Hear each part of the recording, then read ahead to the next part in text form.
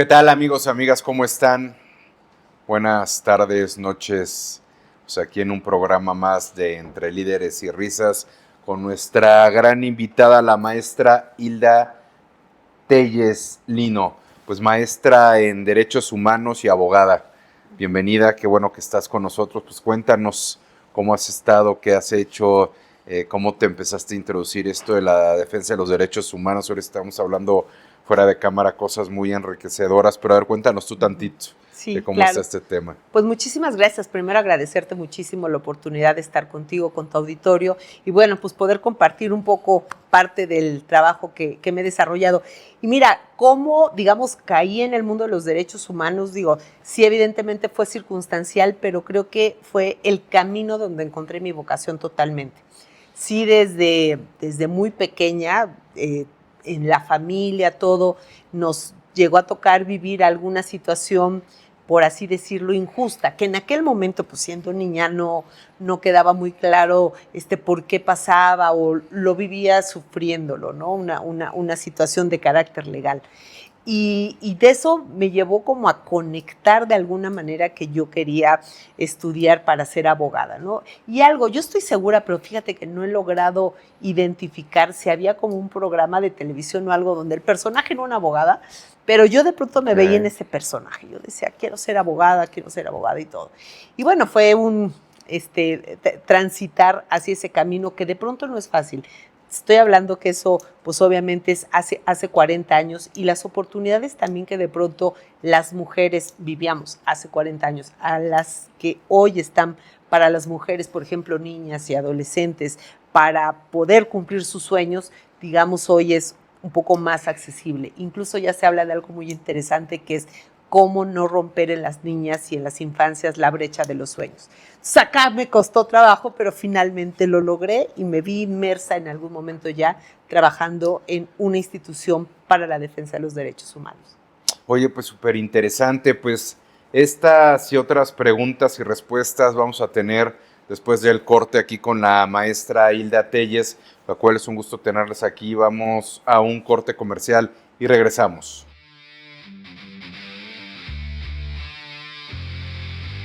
Bienvenidos a Timsanet, donde la excelencia en tecnología se encuentra con la innovación empresarial.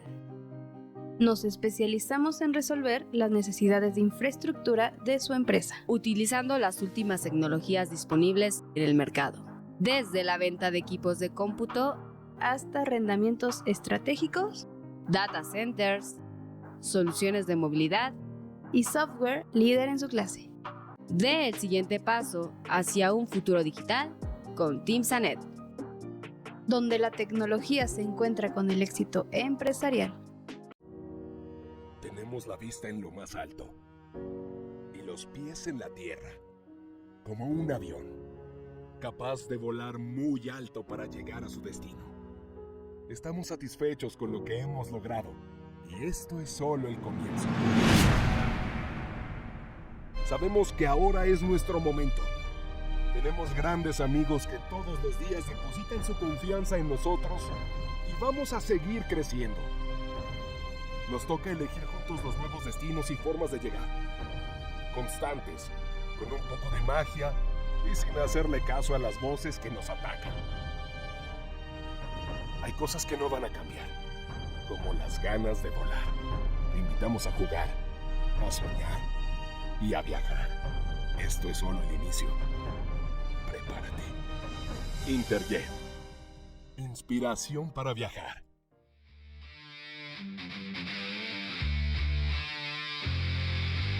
¿Qué tal, amigos, amigas? Pues regresamos aquí a su programa Entre Líderes y Risas con la maestra Hilda Telles, a la cual pues tenemos el gusto ahorita de entrevistar. Nos va a hablar sobre su trayectoria en los derechos humanos, va a decir que son, pues aquí vamos a saber de todo, sobre todo también vamos a tener las preguntas del público. Y pues yo te pregunto, maestra, ¿qué fue lo que te motivó a dedicar tu vida a estos derechos humanos? Ya nos habías contado ahorita hace un ratito una introducción, pero ¿qué fue lo que en realidad te definió para dedicarte a esto? Fíjate que la oportunidad de haber llegado en 1995 a trabajar en la Comisión de Derechos Humanos del entonces Distrito Federal, así se llamaba todavía la institución. Creo que ahí básicamente encontré mi vocación de vida. El mundo jurídico es muy amplio, ¿no? Entonces, a veces mayormente cuando te dedicas a estudiar para ser abogada, pues siempre lo concentraban mucho más en que si te dedicabas a penal, civil, mercantil, administrativo, todo. Y creo que el mayor o el punto central que me llamó la atención fue primero este proceso o esta parte inicial donde en México se empieza a trabajar de manera institucional el tema de los derechos humanos, se crean las comisiones de derechos humanos en aquel entonces, primero la Comisión Nacional de los Derechos Humanos, después en cada entidad federativa se crean las comisiones locales, y a mí me toca trabajar al principio en que se funda la Comisión de Derechos Humanos, insisto, del entonces Distrito Federal, y fue cómo construir, o sea, fue esa parte, o sea, me toca vivir cómo empezar a construir pues esta lógica de los derechos humanos, y donde era muy cuestionable porque muchos de los abogados, estos súper dogmáticos, decían, los derechos humanos es una moda y va a pasar, o sea, aquí digamos solamente pues el derecho penal, el civil, el administrativo, el constitucional, y los derechos humanos es como una corriente que eventualmente va a pasar. Pues, ¿qué creen? Sorpresa, no. Hoy es al contrario. Hoy en día es el eje de la política pública en nuestro país. La reforma constitucional de 2011 marcó un paradigma, un antes y un después en el servicio público, en el actuar de las autoridades. Entonces, creo que lejos de que pasara esa moda que muchos lo pensaron, se fortaleció, ¿no? Y el punto central, pues, tiene que ver con los derechos humanos. Así es, fíjate, tienes mucha razón, esto se ha ido fortaleciendo, no fue una moda como muchos pensaban. Oye, y en estos casi 30 años que tienes de experiencia en esta área, ¿cuál ha sido el mayor reto profesional que has tenido? Híjole, y creo que es un reto permanente el poder luchar contra ese fantasma de la cultura de la discriminación, porque mucho en el ejercicio de los derechos de las personas, de los derechos humanos, sí tiene que ver con cómo ciertos grupos o ciertos sectores, lo que se llama o llamamos categorías sospechosas, ciertos grupos por ser mujer, por ser una persona indígena, ¿categoría sospechosa? Jurídicamente, para los que no sabemos, ¿por qué lo llaman así? Es. Justo por la conformación en la que cada persona tiene una pertenencia o se identifica como tal, ¿no? Incluso, incluso en la ley, en la teoría de los derechos humanos, se denomina así, y son grupos que están en situación de desventaja social por distintas circunstancias, que no debería de ser, y que incluso es lo que lleva también a que desde el artículo 1 constitucional se garantice y se prohíba la discriminación, se garantice la igualdad y se prohíba la discriminación por ser mujer, por ser una persona indígena, por vivir con una discapacidad, por tener una orientación sexual distinta a la heterosexual, por ser una persona migrante, en fin, ¿no? Entonces, creo que el poder luchar contra todos los prejuicios que socialmente se construyen alrededor de estos grupos es el desafío más complejo al que hay que enfrentarse. Ok, y veía aquí en tu currículum que estudiaste negociación en Harvard. Uh-huh. ¿Qué fue lo que aprendiste de esto? ¿Qué te dejó para lo que ahorita te dedicas? Sí, bueno, fue un curso en materia de negociación, justo porque en la parte profesional me di cuenta que el poder lograr o resolver un conflicto, y que a veces son conflictos que tienen que ver con grupos sociales, sí necesitas adquirir herramientas para hacerlo. Entonces, en la negociación, creo que el punto más importante es, en una negociación ambas partes ganan. En una negociación no es que uno gane y el otro ceda, porque entonces ya no hay este punto de equilibrio. Entonces, ¿cómo lograr encontrar y coincidir los intereses de dos partes para poder lograr justo eso, una negociación equilibrada, donde ambas partes incluso se sientan satisfechas de haber llegado a ese punto? Entonces, Harvard ha desarrollado un método muy interesante donde puedes conglomerar todos esos puntos y saber cuáles puedes ceder, cuáles son los imprescindibles bajo los cuales no, y cómo lograr pues un punto de equilibrio para resolver un conflicto. Oye, ¿cuál consideras tú que es el mayor desafío actual en el sistema penitenciario mexicano? En ese particular creo que la falta de recursos ¿De qué tipo? económicos. Ok. Económicos y que eso finalmente pega en la infraestructura, ¿no? Es una parte importante. Muchos de los sistemas penitenciarios en México, pues justo adolecen de una infraestructura adecuada.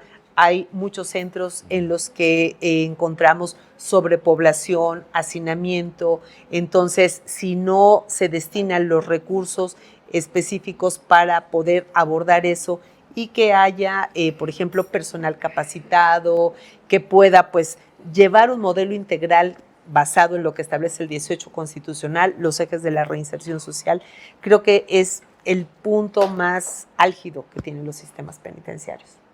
Oye, y desde tu experiencia, ¿cómo se vive la violencia de género dentro de estos centros penitenciarios?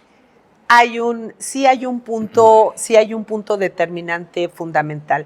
Incluso lo podemos ver desde el aspecto social. Por ejemplo, tú ves una prisión varonil los días de visita y vas a encontrarte largas filas de la familia, la esposa, la mamá, la abuelita que van a visitar al hombre que está privado de la libertad. Y tú ves una prisión de mujeres y Claro. no miras eso mismo. Lo que ves es un abandono social, hay mucho una condena también social, hay un doble castigo, no solamente el jurídico, sino este doble castigo de la sociedad para que se pueda abordar y entender, por ejemplo, por qué una mujer delinque. Y otra cosa muy importante es que no hay un modelo que para las mujeres en prisión.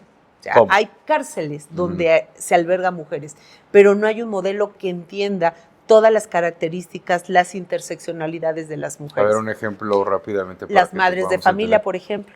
Que las madres de familia puedan seguir teniendo, porque uno se puede sorprender, aún estando en prisión, siguen siendo las cuidadoras, siguen siendo el eje que sostiene una familia, aún ellas estando en prisión y la familia en el exterior. Entonces, el modelo de las prisiones pocas veces logra entender cómo darle todos los elementos para que, por ejemplo, pueda estar al tanto de sus hijos o de su familia, si hay alguien que tenga alguna enfermedad y que puede estar al pendiente, todo, ¿no? Se siguen considerando centros de seguridad y, por lo tanto, altamente cerrados para el contacto con el exterior. Oye, ¿quién ha sido tu mayor inspiración en la vida? Mi mayor inspiración en la vida, mi mamá. Mi mamá es, creo que, una de las mujeres que me enseñó la resiliencia, la fuerza, el nunca rendirme. Entonces, para mí, el motor central es mi madre. Mi madre falleció hace ya 16 años, pero es la inspiración que siempre me acompaña y me da fuerza. Oye, ¿cuál ha sido el caso que más te ha marcado y por qué? Mira, el caso que más me marca, han sido varios, pero te voy a decir uno que incluso no estaba en mis manos, pero me tocó vivirlo, que fue una audiencia en la Corte Interamericana de Derechos Humanos. Me tocó ir a hacer una práctica profesional a la Corte, al Instituto Interamericano de Derechos Humanos, y parte del trabajo en esa práctica fue presenciar las audiencias de la Corte Interamericana. Me tocó el caso donde la familia de un joven adolescente que había sido desaparecido por las autoridades paramilitares en Guatemala, lo habían desaparecido y bueno, él seguía desaparecido en esa condición.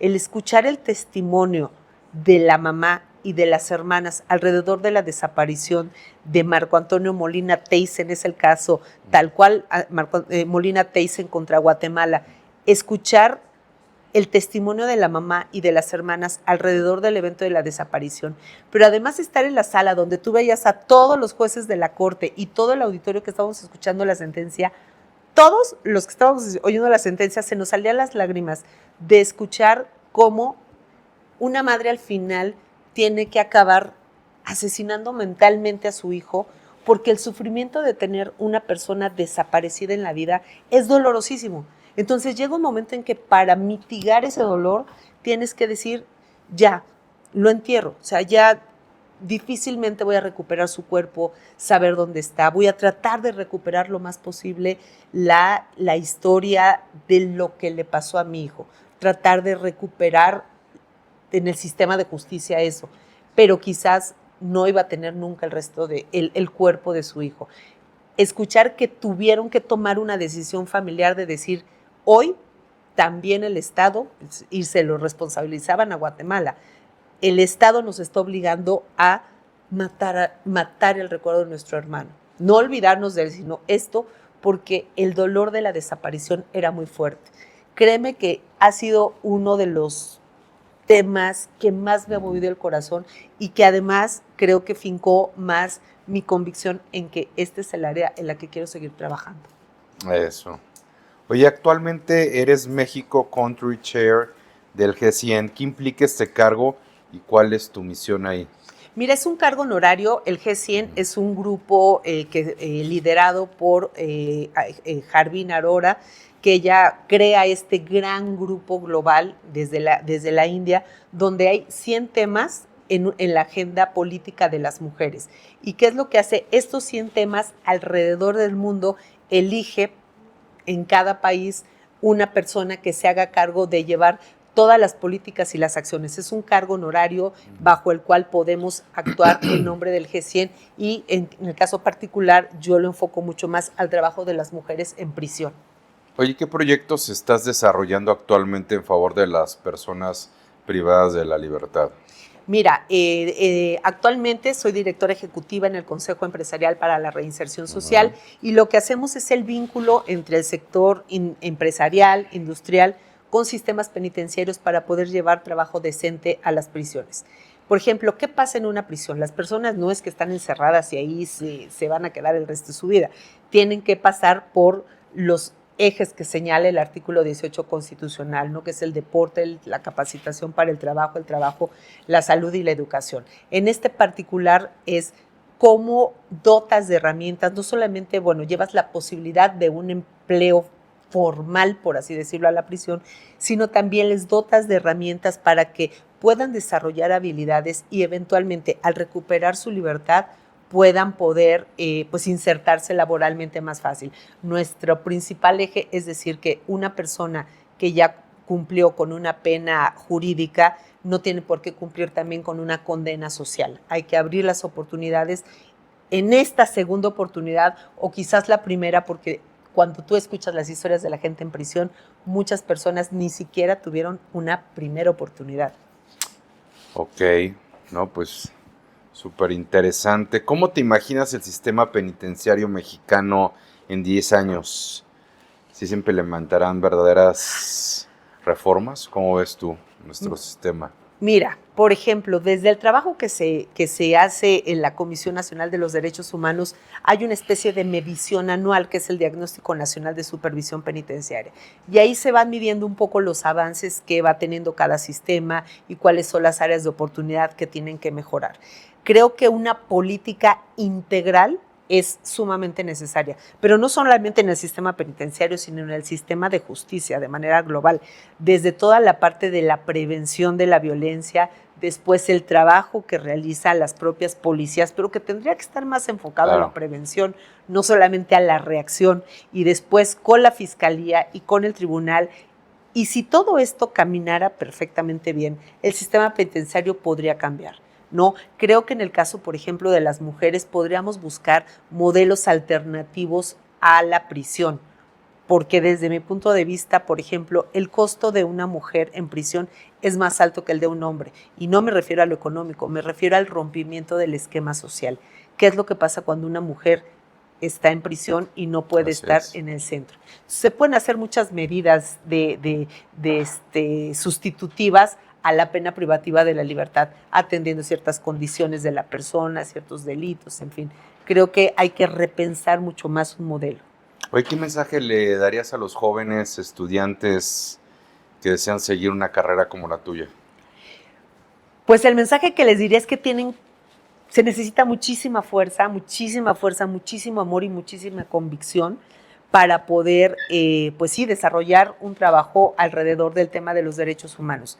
La materia prima, por así decirlo, con la que trabajamos las personas defensoras de derechos humanos es la dignidad humana, pero a veces trabajamos con la dignidad humana pisoteada, lastimada, dolida, con una tremenda injusticia detrás, y también necesitas una súper fortaleza para poderlo llevar. Entonces, qué bueno que haya jóvenes que se inspiren a trabajar en este tema, porque realmente se necesita mucho este enfoque de derechos humanos en nuestro país, desde la política pública hasta nuestro sistema de justicia. Pues así es, pues vamos a un corte, regresamos con la maestra Hilda Telles, abogada y maestra en Derechos Humanos y experta por lo que estábamos viendo de su experiencia, de su trayectoria. Y por supuesto, al final le voy a dejar sus redes. Vamos a tener ahorita las preguntas no tan serias y además las preguntas del público. Vamos a un corte y regresamos.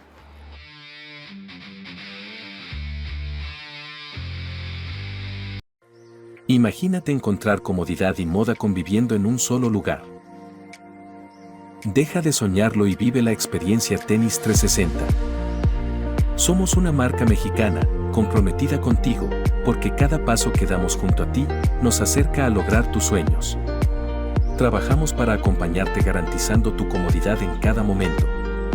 Ya sea en tus días más activos, en los que necesitas rendimiento y confort, o en esos días más tranquilos en donde la relajación y el estilo se vuelven una prioridad. No solo caminas, sino que te acompañan en cada aventura, en cada logro, en cada día que decides ser la mejor versión de ti. Porque lo que llevas en tus pies refleja lo que llevas en tu corazón, fuerza, estilo y autenticidad. Estamos contigo, porque tus sueños merecen los mejores pasos.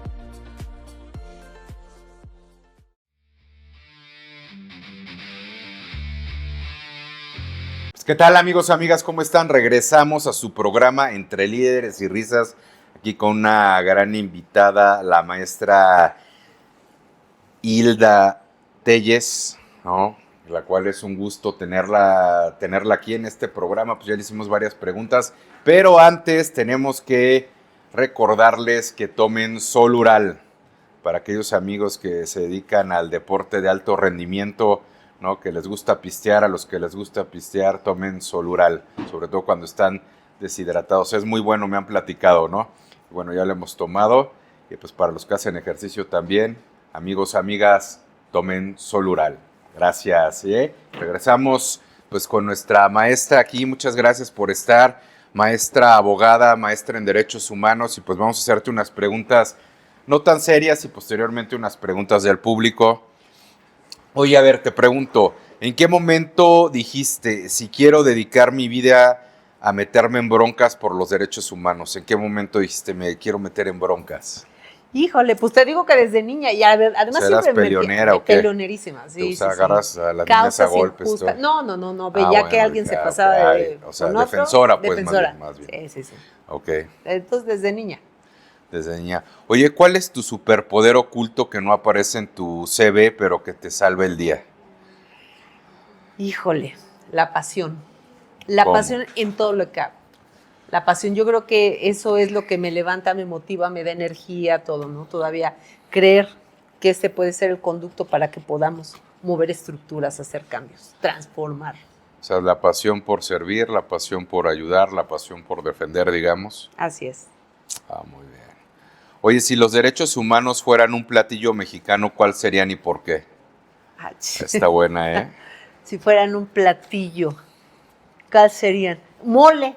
¿El mole por qué? Mole. Porque ensucia Porque, mira, el mole tradicional lleva por ahí de 57 ingredientes. Entonces, todos los ingredientes tienen que estar equilibrados, tienen que estar súper bien mezclados, todos sobreviviendo al mismo tiempo para que tengas el mejor mole. Los derechos humanos igual son inalienables, imprescriptibles, tienen que estar, no está uno por encima del otro, ¿no? Hay correspondencia entre ellos, entonces yo creo que serían un buen mole para que estén equilibrados en el punto perfecto. ¿Rojo o verde? No, pues rojo.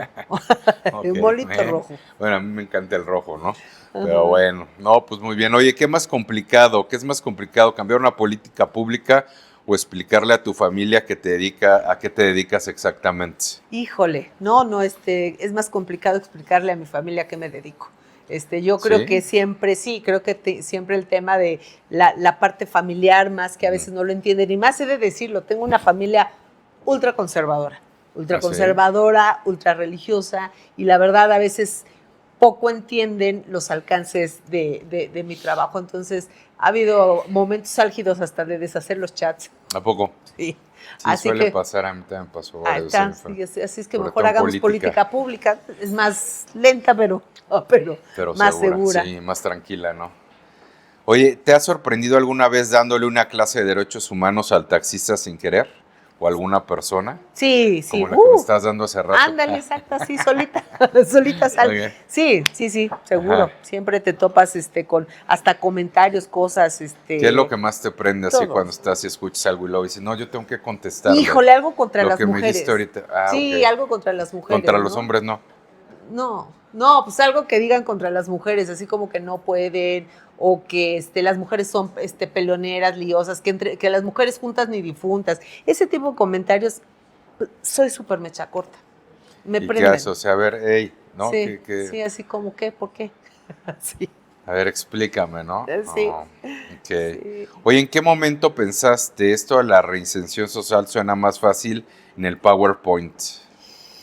Híjole, pues está fácil exponerlo en el PowerPoint, pero operarlo es complicado, porque justo te decía, todos los temas de reinserción social tienen un gran componente económico, presupuestal, y cuando hay que meterle lana a algo, es complicado. Y más este tema no vende, o sea, no es un tema sexy que venda. O sea, socialmente, ¿a qué le quieres meter dinero? ¿A un hospital o a una escuela o a una prisión? No, pues a un hospital y una escuela, y la prisión, pues no le meto. Claro. Entonces, sí es complicado. Oye, y si hicieran una serie de Netflix basada en tu vida, ¿cómo se llamaría? ¿Y qué actriz te gustaría que te interpretara? Híjole, me encantaría Kate del Castillo. Pero ¿cómo se llamaría la ¿Y serie? cómo se llamaría la serie? Salvando los derechos humanos. La justiciera. Ah, Sí, la justiciera. ok, sí. Y que fuera Kate del Castillo güey. la protagonista, sí, seguro. Me encanta, además me cae súper bien, es una tipaza, Sasa. Entonces creo que sería padre. Oye, qué padre. Oye, ¿alguna vez soñaste con ser cantante o astronauta, pero terminaste defendiendo derechos humanos? Sí, fíjate, cantante, astronauta no, pero cantante sí. ¿Cantante? Y canto Sí. horrible, Ajá. pero canto. ¿Y cómo que te hubiera gustado cantar? o ¿Qué me hubiera qué gustado género? cantar? Pues regional, como estas canciones más mexicanas, del corazón, del amor. La de México, lindo Exacto. y querido, y todo eso, Sí, más así. por debajo de la mesa. No, más tipo, ¿sabes? Como Yuridia, así como de dolor y todo, así, más de ese tipo. Ok. Oye, ¿qué es más estresante? ¿Un caso urgente de la CNDH o armar un grupo de WhatsApp familiar sin que nadie se ofenda?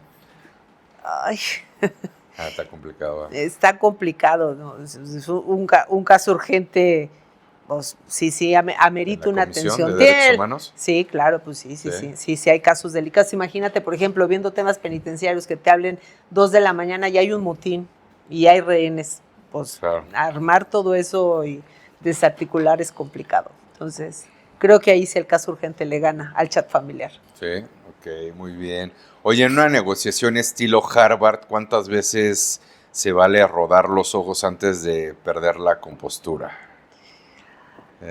Pues no, porque mira, cuando logras tener las herramientas para lograr una negociación, lo que te decía, se trata de que todas las partes ceden algo y todas las partes ganan algo. Si alguien gana o tú sientes que la negociación el otro se pasó de listo, ya no hay negociación, pues ya Sí, hay no, una es un ganar-ganar, no inconformidad. una Entonces, negociación, ¿no? tiene que haber un ganar-ganar. Y lo padre de este método es que lo puedes usar, y muchos nos lo decían, para incluso desarticular un conflicto entre 2 países y para lograr un acuerdo con tu esposa en la casa. Ah, caray. Entonces, Sí, pues, así a de ver, efectivo. enséñame cómo para te voy a dar los pasos. Pues, por favor, si ya hablas con mi esposa, a ver qué onda. Oye, pues muy bien, pues vamos con las preguntas del público, ¿te parece? Sí. Mira, me pregunta Mauricio Aceves, ¿qué podemos hacer como ciudadanos comunes para defender los derechos humanos en nuestra vida diaria sin ser abogados ni activistas? No, algo maravilloso de la defensa de los derechos humanos es que todas las personas pueden hacerlo. Es más, creo que hay también un gran sentimiento social por ver temas que son injustos y, no sé, una autoridad se pasa de lanza con un ciudadano, sacas el celular, lo grabas, ¿no? le voy a hablar al órgano interno, voy a hacer esto. Entonces, no se necesita ni ser abogado ni estar en una institución. Creo que cualquier causa justa a la que uno se pueda sumar abona para trabajar por los derechos humanos. Y causas hay muchísimas, muchísimas. Entonces, siempre creo que sí es algo bien interesante. Encontremos una causa que además nos mueva, una causa social. Fíjate que acabas de decir algo bien importante, digo, para todos los amigos y amigas que nos ven. El celular, el grabar es un arma ya de denuncia, ¿no? Claro. Inclusive, pues en los últimos tiempos, gracias a eso, se han aumentado las denuncias, ¿no? Inclusive, pues se hacen virales, se han podido resolver bastantes casos, ¿no? Gracias a eso. Entonces, pues sí, amigos y amigas, como dice la maestra, pues ustedes también pueden defender los derechos humanos desde su celular, ¿eh? Acuérdense de eso. No. Así es. Pues pregunta Montserrat Jaimes, ¿cómo asegurar que los derechos humanos no se utilicen como pretexto para justificar la impunidad? No. Yo creo que el servidor público que te dice que porque derechos humanos lo está vigilando, puede ser algo, tiene que omitir hacer su trabajo, es un mal servidor público. Por ejemplo, los policías. Alguien está cometiendo un delito, es una situación de flagrancia, le pides apoyo al policía, no lo puedo detener porque si no viene derechos humanos y me castiga. No, está haciendo mal su trabajo. No, los derechos humanos, al contrario, es un punto de equilibrio donde la autoridad y la persona gobernada, la ciudadana, ciudadano, tienen que confluir. Entonces, los derechos humanos jamás pueden ser un obstáculo para que un servidor público actúe conforme a la ley, incluso hasta en el uso de la fuerza.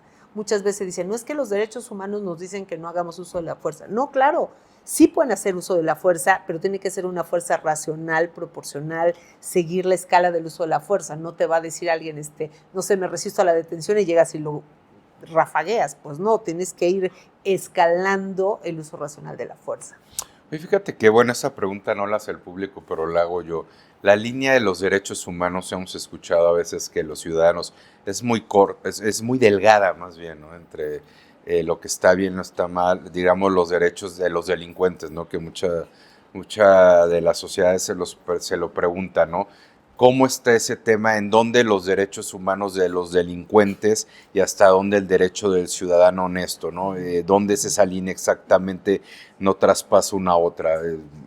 Tú que eres maestra en esto, explícamelo tanto, o explícaselos más bien, porque es una duda que tenemos. Lo que pasa es que muchas veces justo se piensa que el que a una persona que, por ejemplo, haya cometido una conducta que pueda ser ilícita, te leen tus derechos, tienes derecho a un abogado, tienes derecho a guardar silencio, en toda la lista de derechos, que eso es como protegerlo y desproteger a la víctima, y no, justo al contrario. Si garantizas el equilibrio, si garantizas el debido proceso y garantizas todos los derechos a la persona que cometió el delito, vas a evitar incluso que una víctima se pueda quedar en estado de impunidad. Porque imagínate, cuando te detienen a una persona, la detienen con violencia, la torturan, pues al final esa persona que quizás sí transgredió la ley, se va a defender por el tema de a mí me torturaron. Y ahí puede haber un punto de escape de la probable responsabilidad que tenga esta persona. Entonces, creo que en el equilibrio se tienen que garantizar el derechos para las dos partes, pero siempre se hace mucho más visible o es muy vendible en medios de comunicación de decir, es que se protege más a una persona que comete un delito. No, creo que tiene que haber un equilibrio y en lo general eso se procura. Es más, eso favorece muchísimo más a la víctima para que pueda acceder a la justicia, para que pueda haber reparación del daño, para que pueda haber verdadera justicia. Se trata de hacer justicia, no venganza. Pues sí, muy bien, ya ven, justicia, no venganza, lo dice una maestra docta en esta materia, ¿no? Para los que teníamos la duda. Muchas gracias. Oye, pues nos pregunta Patricia Carrillo, ¿las personas privadas de la libertad realmente tienen acceso a la justicia y el trato digno que marca la ley o solo lo vemos en papel? Me pregunto.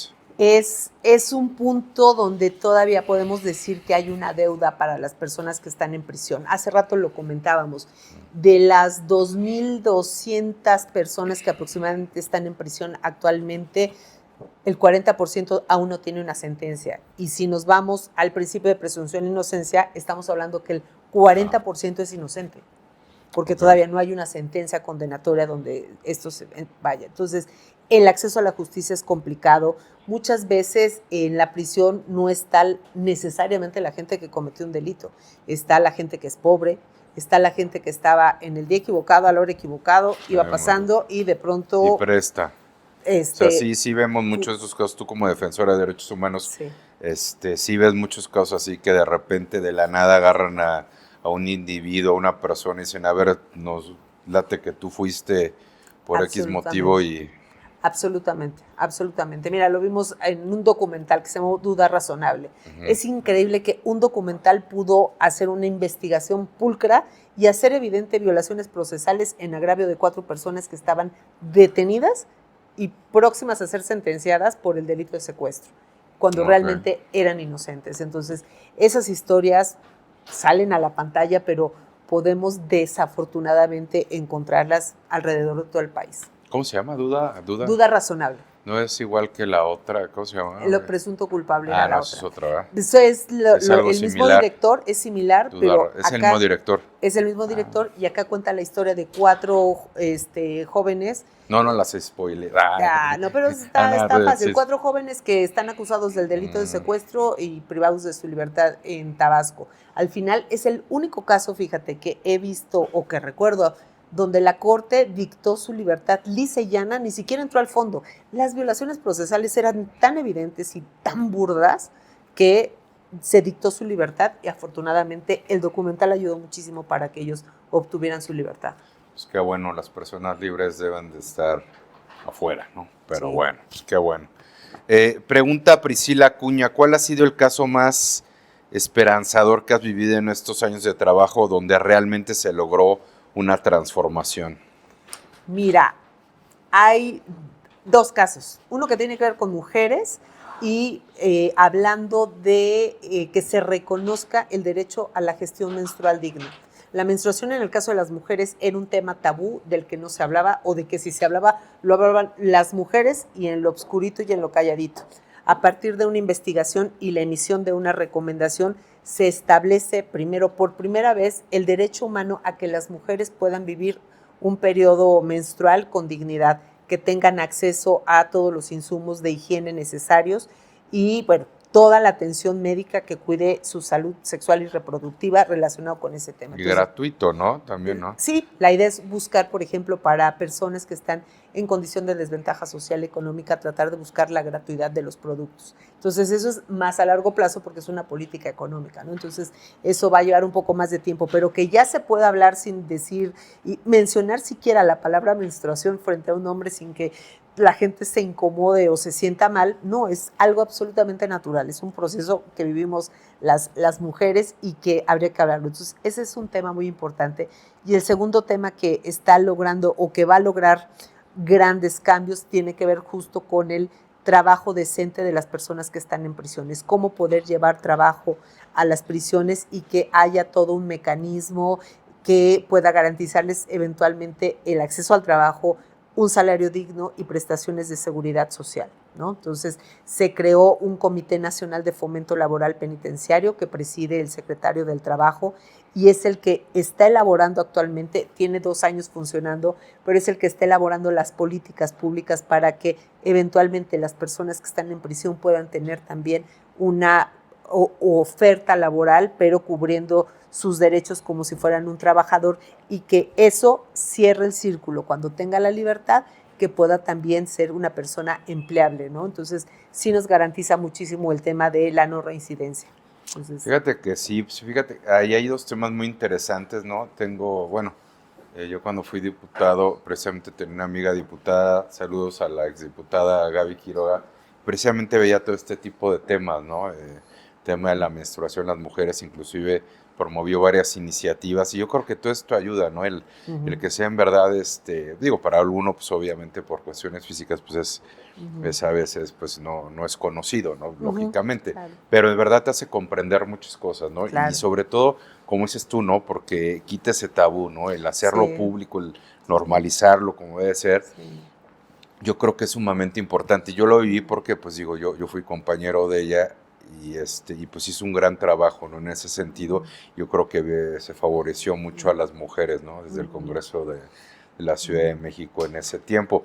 Y respecto a lo que tú dices de la inclusión o digamos de la rehabilitación de las personas en prisión, pues también sé que la SEP, ¿no? Tiene cursos, ¿no? Exactamente por parte de CECATI, CEBETIS, ¿no? Dentro de las prisiones, ¿no? Esto que es, creo que sí hemos ido evolucionando, ¿no? En este tema, ¿no? Inclusive, pues que tengan una carrera técnica ya los reclusos y puedan, inclusive desde ahí empezar a formarse para posteriormente salir digamos, pues a las calles, al mundo otra vez, a poder ser una parte activa, económica y social, pues yo creo que es fabuloso, ¿no? Entonces yo creo que todo el trabajo que hacen personas como tú es muy loable, ¿no? Porque pues levantan todo esto y lo hacen muy visible y hace que se puede estar avanzando como sociedad, ¿no?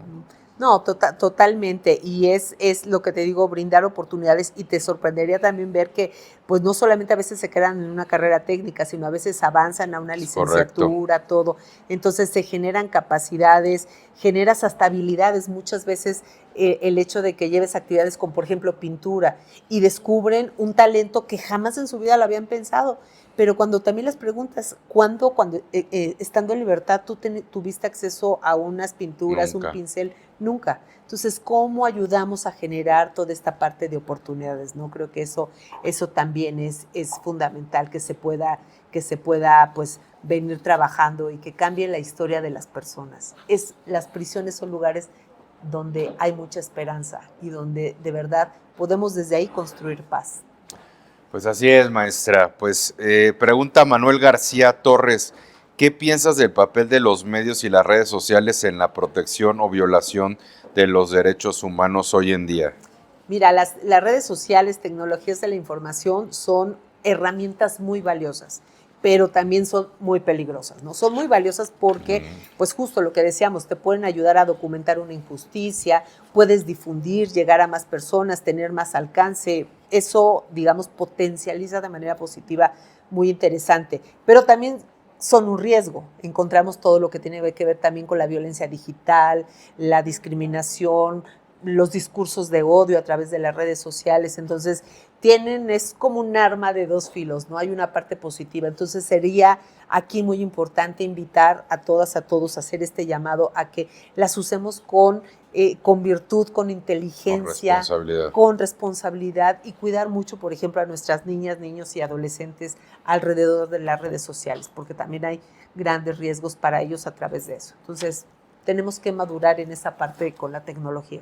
Fíjate que yo creo que tienes mucha razón, pero es parte del boom, ¿no? O sea, digo, pues yo me acuerdo, yo no tenía celular, perdón, a la edad de mi hijo, ahorita lo sabe manejar pues mejor que yo, porque pues en ese tiempo no existían los teléfonos estos que le dabas con el dedito, ¿no? Sí. Pero ¿por qué voy, no? A final del día son cosas nuevas que la sociedad veo que se está enfrentando, ¿no? Como tú bien dices, ¿no? Inclusive ya ves que sacaron la ley Olimpia, ¿no? Claro. Precisamente para regular que no pueda subir la foto de una persona si así no lo desea o sin su consentimiento, perdón. Pero eso no se hubiera dado si no hubiera primero habido la red social, etcétera, etcétera, etcétera, ¿no? Y yo creo que tienes mucha razón, hay que ser muy responsable. Yo creo que todavía falta varios candados jurídicos que habría que implementar en este tema, ¿no? Porque ahorita es muy fácil que de manera irresponsable a veces una gente saque un celular y diga, oye, pues ella me está haciendo esto y a lo mejor es mentira, y pues por el morbo se viraliza y pues ni hiciste nada, ¿no? Claro. También la difamación, en ese sentido yo también la he visto, por eso como dices tú, bien usada es buena, pero pues también yo he visto cómo le ha causado conflicto a varias personas, ¿no? Porque a veces son verdades a medias, etcétera, etcétera. Entonces yo creo que sí, como dices tú, hacer un llamado a que la gente sea responsable en ese sentido. También invitar a nuestros amigos diputadas y diputados a que legislen más en este sentido, porque sí debe existir un marco en donde pues, tú no puedas agarrar un celular y subir y de repente difamar a alguien o amenazar a alguien nada más porque sí, ¿no? Así es. Pero pues qué bueno, ¿no? Pues sí. Hay que hacer uso muy inteligente y muy cuidado y muy maduro de las redes sociales. Así es. Oye, y a ver, una pregunta, ¿qué te falta por hacer? ¿Hay alguna meta personal o profesional que aún tengas pendiente, Sí, maestra, como sí, que o qué? estoy actualmente ¿Una estudiando novela el o qué? doctorado, Ah. entonces ese es mi mayor pendiente. ¿La cantada o qué? Ajá, ya no le veo llegar. La cantada Ah. también sería muy bueno que un día aprendiera a ¿Un cantar doctorado en bien. qué? Entonces, En cultura de derechos humanos. Entonces, ¿en dónde lo estás haciendo? en el Instituto Columbia. Entonces, digamos, ese es uno de los puntos complicados, porque de pronto estudiar como me gustaría, de sentarme las horas, leer las lecturas, me encantaría, pero a veces pues la propia dinámica No te lo permites. de la vida y del trabajo no te lo permite. Entonces creo que ese es uno de mis grandes pendientes, y el acabar un libro que tengo a la mitad desde hace ya algunos Llevas uno, apenas va a ser el años. primero, Sí, va a ser tu sí, primer sí, sí. hijito, ¿o qué? Sí, así Eso, es. muy bien. He colaborado en otros, pero este es como Muy bien, qué principal. padre. Pues ahí Ujú. nos invitas a la, Sí, sí, sí. a la premiere, así que, Sí, ¿no? cuando eso esté listo. Entonces, esperemos en poco ya tenerlo listo. No, pues muchas gracias. Pues maestra Hilda Telles, en verdad fue un gusto haberte tenido aquí en nuestro programa. Creo que en todos estos programas siempre aprendemos algo y aprendí algo yo creo que el público también. Y pues también que nos dejes tus datos, nos des un comentario final, Ujú. dónde te pueden localizar, si es que quieres que lo hagan, Sí, dónde claro te que pueden sí. consultar, Claro etcétera, que sí. etcétera. Pues adelante. Sí, pues en las redes sociales, en X estoy como @HildaTellesL, en Instagram hilda.telleslino y en Facebook Hilda Telleslino. Entonces, por cualquiera de las redes sociales, ahí feliz me pueden contactar. Luego me pasa mucho, la verdad, que cuando voy a algún programa, pongo las redes, llegan así un montón de preguntas, dudas, consultas. Adelante, yo la más feliz en poder pues colaborar desde lo que puedo, desde mi expertise y mis habilidades en si podemos resolver y cambiar la vida y hacer diferente la vida de una persona. Creo que se justifica nuestra existencia. Entonces, Así es. adelante, por ahí. Así es, pues, maestra Hilda, muchísimas gracias por haberte tenido aquí, por haber estado en nuestro programa. Pues, estuvimos con la maestra Hilda Telles, experta en derechos humanos y abogada. Pues aquí está, consúltenla. Muchas gracias a todos y a todas. Hasta la próxima.